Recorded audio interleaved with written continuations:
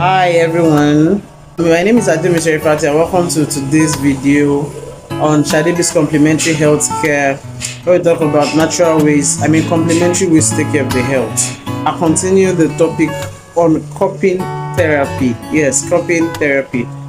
For those of you that might not know, I am a cupping therapist. I am a professional cupping therapist. So this is one of my major therapies aside other therapies that I do as a complementary way to take care of the health. Cupping therapy has great benefits for helping you get rid of pains, improve blood circulation, overcome bronchitis, and a number of other health conditions. Cupping therapy got really popular several years ago when Olympic athletes, including Michael Phelps and other Olympic swimmers, started doing this to support recovery.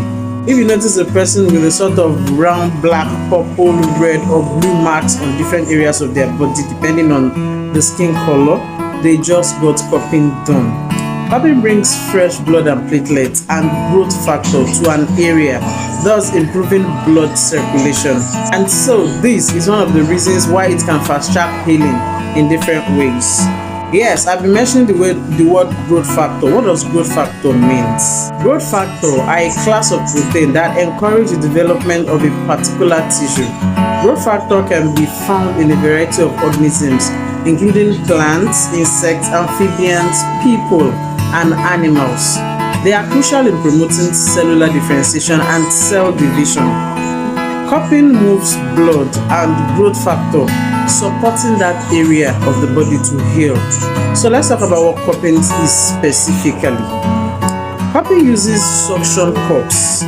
Nowadays, people mostly use plastic cups, but traditionally, glass was always used. With a glass, they will take a lighter of some sort or a flame and just put it inside the glass cup for a second, pull it up, and then put it right down on the skin. And with modern day cups, the cup is placed on the skin and a suction is created with the use of a gun. What that will do is create a sucking action to the skin in that area, and then the blood will start flowing to that area. If you ever sprained an ankle, what will tend to happen is that you notice that there will be swelling, and oftentimes there's a bruising, right? So what happens is that blood flows to that area. But unlike the case of a sprained ankle, there is no inflammation with cupping, but the suction will make the blood move from one area to the other, and we know that blood is full of plasma and it's full of growth factor, and that actually helps the body heal. So again, cupping therapy is essential to improving circulation to that area and improving blood. Bringing blood to that area would support that area to heal.